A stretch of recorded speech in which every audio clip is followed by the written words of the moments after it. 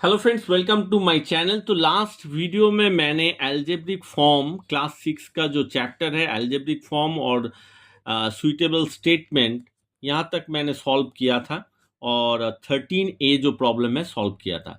अभी उसके बाद देखिए क्या है, कांस्टेंट एंड वेरिएबल। कांस्टेंट क्या है एंड वेरिएबल, इसका कॉन्सेप्ट आपको चाहिए इसलिए क्योंकि इसके ये अगर आप नहीं जानेंगे तो you will not solve any problem in further. So यहाँ पे देखिए वेरिएबल और कांस्टेंट क्या है। मान लीजिए हम लोग जो टीवी का साउंड होता है दैट कैन बी चेंज्ड, उसको हम लोग क्या कर सकते हैं, इंक्रीज कर सकते हैं, डिक्रीज कर सकते हैं। सो दैट इज वेरिएबल्स, ठीक है। और किसी भी चीज को आप अगर इंक्रीज और डिक्रीज नहीं कर सकते हैं उसको हम लोग क्या बोलेंगे, कांस्टेंट बोलेंगे। A symbol with a fixed numerical value in all situation is called constant. 5, 30, 256, ये जो न्यूमेरिकल वैल्यू है ये सब क्या है, कांस्टेंट है। whereas a symbol whose value changes with situation is called variable such as x, y, p, q, 5x etc. अब इसको और भी थोड़ा इलाबोरेटली जानते हैं। तो कांस्टेंट और वेरिएबल क्या है, सिंबल जिसका न्यूमेरिकल वैल्यू ही है उसे हम लोग क्या बोलेंगे, कांस्टेंट बोलेंगे। 7, 8, 3/2, 2/3। Symbol whose value change is a variable, जैसे कि एक्स वाई पी क्यू मैंने बताया। तो यहाँ पे देखिए क्यू, इसे हम लोग वेरिएबल बोलेंगे। सपोज 5x, तो यहाँ पे x का वैल्यू अगर 1 होगा तो 5x का वैल्यू कितना होगा, 5 इंटू 1 दैट इज 5। x का वैल्यू 2 होगा that is 5 into 2 that is equal to 10। तो ये जो है these are the variable that can be changed, it is not constant, based on the situation it is changed, based on the value it is changed।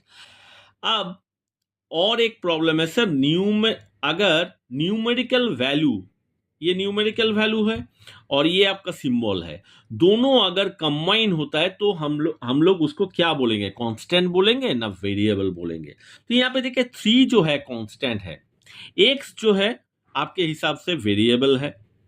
तो हम लोग 3x को क्या बोलेंगे, देखिए 3x को हम लोग कांस्टेंट नहीं बोलेंगे, उसको क्या बोलेंगे, वेरिएबल। क्यों, ये मैंने थोड़ी देर पहले 5x का जो एग्जाम्पल है हमने बताया, फिर भी मैं एक बार रिपीट करता हूं। देखिए 3x को हम लोग क्यों नहीं वेरिएबल बोलेंगे, क्योंकि x का वैल्यू अगर चेंज होता है 2 से 3, 4, 5, 6 जो भी होता है, देखिए 3x का वैल्यू भी आपका चेंज हो जाएगा। अगर मान लीजिए 3 होता है x का वैल्यू तो 3 इंटू 3 9 हो जाएगा। अगर मान लीजिए x का वैल्यू 6 होता है तो 3 into 6 that is equal to 18 हो जाएगा। तो ये टोटल अगर आप पार्ट को देखेंगे that is the variable, not constant at all, not constant at all. तो आगे मैं इसका जो प्रॉब्लम है उसके बारे में डिस्कस करूंगा, तब आपको समझ में आ जाएगा कि कौन सा मेरा कांस्टेंट है, कौन सा वेरिएबल है। और इस टाइप का अगर कॉम्बिनेशन रहेगा तो हम लोग इसको क्या करेंगे, वेरिएबल बोलेंगे। अब चलते हैं टर्म। टर्म करके एक वर्ड है, ठीक है। टर्म, टर्म क्या है, a term is a constant or a variable or a product or a quotient of constant and variable। Constant हो सकता है, वेरिएबल हो सकता है, एक प्रोडक्ट भी हो सकता है जहां कांस्टेंट भी रहेगा वेरिएबल भी रहेगा, और quotient of constant and variable हो सकता है। तो 4 is the term which is a constant, ये वाला। x is the term which is variable, 4x is the term which is the product of a constant and variable। तो ये सब क्या है, टर्म है। 3/y is a term which is the quotient of a constant and variable।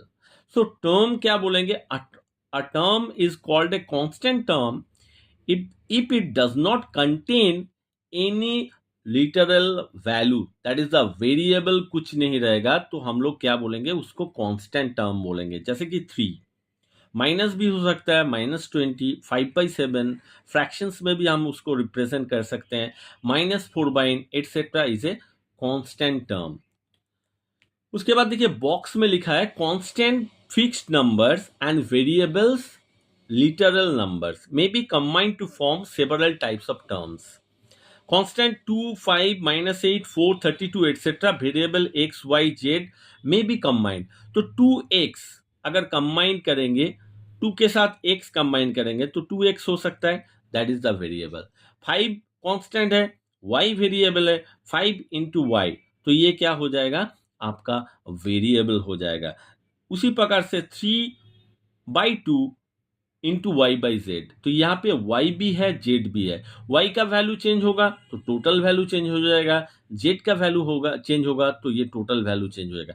तो ये total जो है ये सब क्या है, ये वेरिएबल्स है. तो यहाँ पे और एक चीज दिया हुआ है, like term and unlike term.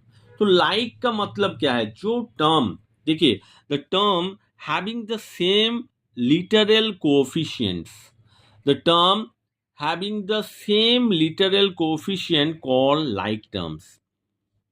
जैसे कि देखिए एक्स वाई, 5xy -4xy, तो यहाँ पे xy है, यहाँ पे भी xy है, यहाँ पे भी xy है, तो लिटरल जो है वो सब में सेम है, तो ये आपका लाइक टर्म्स हो गया.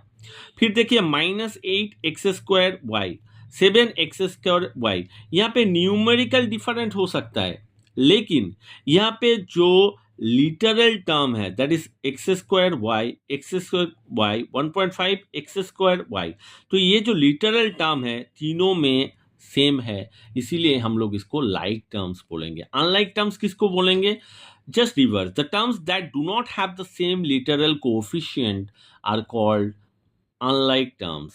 6a. इसके बाद देखिए 6ab, तो यहाँ पे b मिसिंग है.